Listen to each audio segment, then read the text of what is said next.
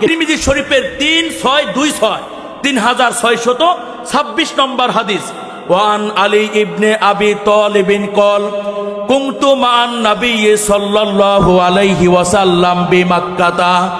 হযরত আলী কাররামাল্লাহু ওয়াজহু বর্ণনা করেন, আল্লাহর নবীর উম্মতেরা শোনো, আমি আলী একবার আল্লাহর নবীর সঙ্গে মক্কায় ছিলাম। ফাখরাজনা ফি বাদি নওয়াহিহা, নবীজির সঙ্গে মক্কার অলিতে গলিতে আমি আলী ঘুরে বেড়াইলাম।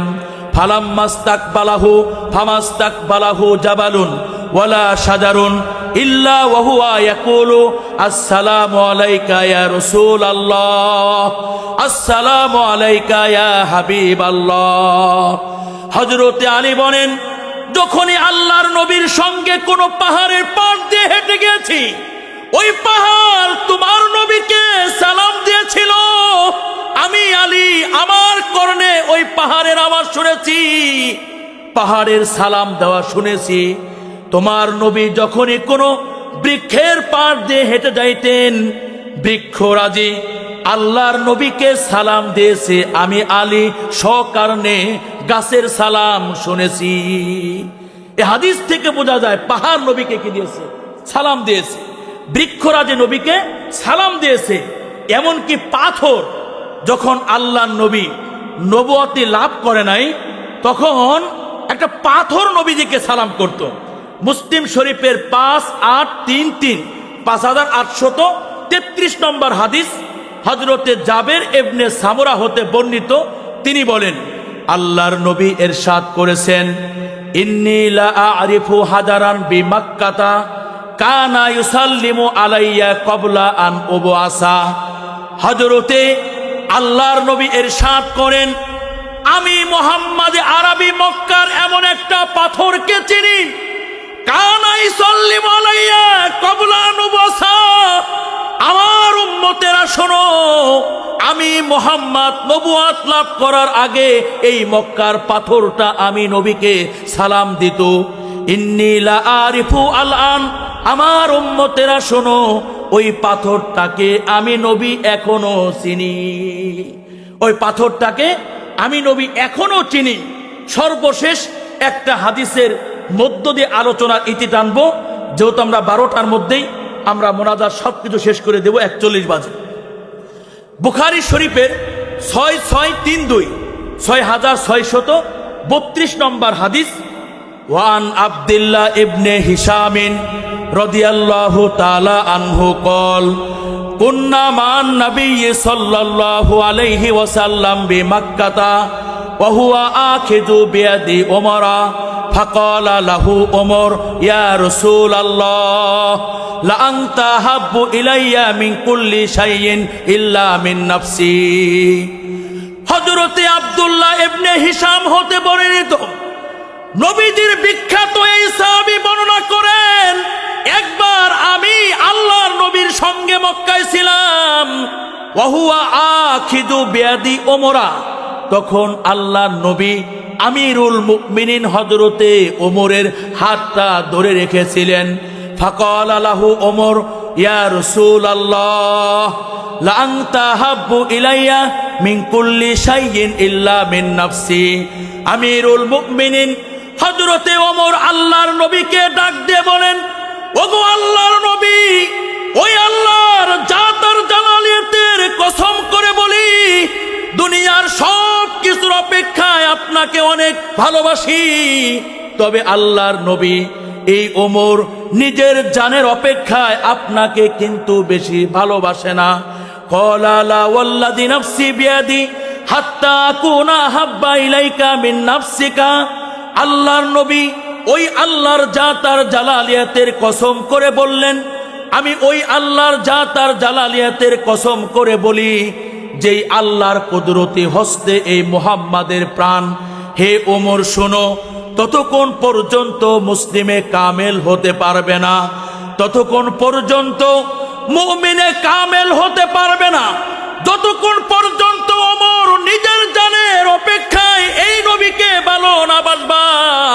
ক্বালা ফা ইন্নাকা আল-আন আহাব্বু ইলাইয়া মিন নাফসি। কিছু সময় অতিবাহিত হয়ে যাওয়ার পরে হযরতে ওমর আল্লাহর নবীকে বললেন, ওগো আল্লাহর নবী, এই ওমর নিজের জানের অপেক্ষায় আপনাকে অনেক ভালোবাসে। এই ওমর এখন নিজের জানের অপেক্ষায়ও আপনাকে অনেক বেশি ভালোবাসে। কল আল আনিয়া ওমর, এবার নবী বললেন, ওমর এই মাত্র তুমি মুসলিমে কামেল এবং মুমিনে কামেল পূর্ণাঙ্গ ইমানদার হতে পেরেছো। ওমর নিজের জানের অপেক্ষা নবীজিকে বেশি ভালোবাসে। এটার ব্যাখ্যা কি? এটার ব্যাখ্যা হচ্ছে ওমর আল্লাহ নবীকে বুঝাইতে চাইলেন, আল্লাহ নবী, এই যে ওমর নিজের জানের অপেক্ষায় আপনাকে বেশি ভালোবাসে, এটার ব্যাখ্যা হলো, ওগো আল্লাহর নবী, কখনো যদি আপনার ভালোবাসা প্রকাশ করার প্রশ্ন উঠে আসে, তাহলে ওমর নিজের গায়ের তাজা রক্ত ঢেলে দিয়ে প্রমাণ করবে, ওমর আল্লাহর নবী, হে আল্লাহর নবী, এই ওমর নিজের জানের অপেক্ষা আপনাকে অনেক বেশি ভালোবাসে। মোহতারাম হাজিরিন, আলোচনা শেষ। আমাদের বাংলাদেশে হাজার হাজার তরুণ আছে, নওজোয়ান যুবক আছে। এই নওজোয়ান যুবকরা যখন কোনো একটা মেয়ে তার কাছে ভালো লেগে যায়, তখন এই যুবক যখন ওই মেয়েটার কাছে গিয়ে বলে, হে তরুণী, তোমাকে আমার খুব ভালো লেগে গেছে, আমি তোমাকে ভালোবাসি, আমি তোমাকে মহব্বত করি। এখন বাঙালি মেয়েরা তো খুব চৌকান্না। বাঙালি মেয়েরা জিজ্ঞাসা করে, পাল্টা জিজ্ঞাসা করে, যুবক, বাঙালি মেয়েদেরকে ভালোবাসতে হলে ভালোবাসার কি দেওয়া লাগে? প্রমাণ দেওয়া লাগে। তুমি যে আমাকে ভালোবাসো, এর কোনো প্রমাণ দিতে পারবা? তখন দেখা যায় আমাদের বাংলাদেশের তরুণরা ধারালো অস্ত্র দিয়ে গায়ের চামড়া কেটে ওই মেয়ের সামনে রক্ত ঢেলে দিয়ে প্রমাণ করে, দেখো আমি তোমাকে কতটা ভালোবাসি। হে নবীর আশেকান, এখান থেকে তোমাদেরকে বলতে চাই, একটা মেয়ের ভালোবাসা প্রকাশ করার জন্য এবং প্রমাণ করার জন্য বাংলাদেশের নওজোয়ানরা যদি গায়ের তাজা রক্ত রাজপথে ঢেলে দিতে পারে, হে নবীর আশেকারা, অদূর ভবিষ্যতে নবীজির ভালোবাসার প্রমাণ দেওয়ার জন্য এবং প্রকাশ করার জন্য গায়ের তাজা রক্ত রাজপথে ঢেলে দেওয়ার প্রশ্ন আসলে, গায়ের তাজা রক্ত রাজপথে ঢেলে দিয়ে নবীর ভালোবাসার প্রমাণ কারা কারা দিতে পারবা? হাত উঠে আল্লাহকে দেখা।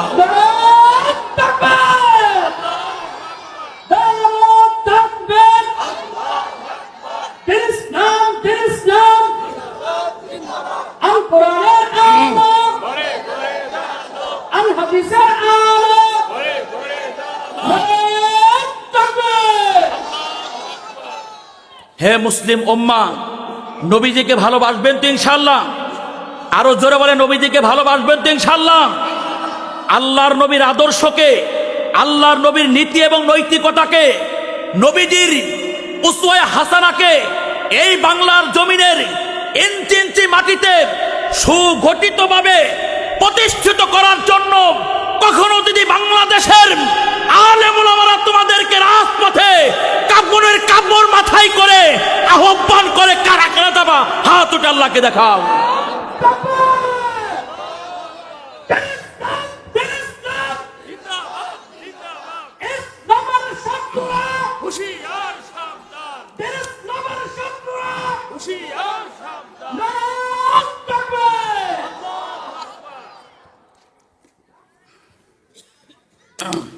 যুবক ভাইরা, দোয়া হয়ে যাবে, একটু বসা যাবে কষ্ট করে, মাঝখানে ঢুকে পড়ো সবাই,